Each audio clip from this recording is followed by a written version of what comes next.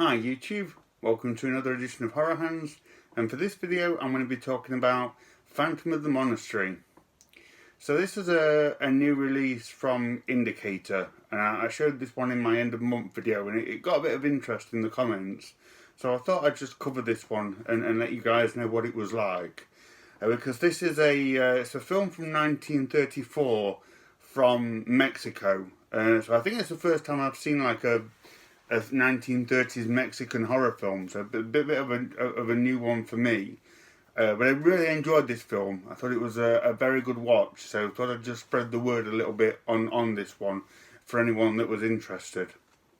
So this is about these three people, this couple and their friend, and they get lost out in the mountains, out in the middle of nowhere, and they are guided by this mysterious figure to this monastery where they can stay for the night and get out of the storm.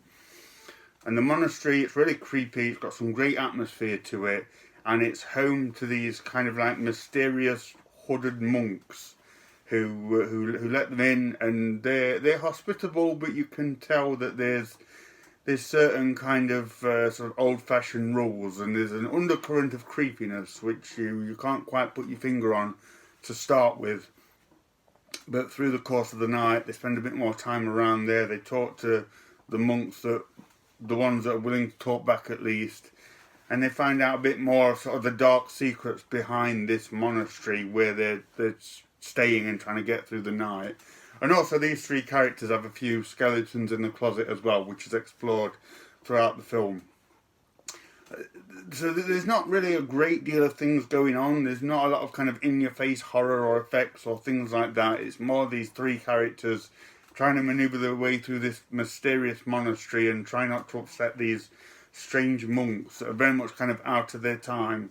But this is very much worth watching if you're a fan of kind of the old-fashioned, eerie, creepy, black and white horror movies. This sets a really, really good kind of organic, creepy atmosphere. The setting of this monastery in the middle of nowhere, and it's all kind of like bleak and barren, and run by these weird monks, and who have all these kind of religious things going on. And as I say, there's a mysterious kind of supernatural element that may or may not be happening, which is quite fascinating as the movie goes on. So yeah, like I say, I didn't know what to expect from this one because I've never seen a 1930s Mexican movie, but I got to say they did a great job, and it was very reminiscent of kind of the old 1930s Universal horror movies. So if you're intrigued by this genre, or if you're a fan of those old movies, I'd say definitely check this one out, because although it doesn't do a great deal in terms of things going on, it's a really wonderful film in terms of the just the look and feel and kind of the old-fashionedness of it.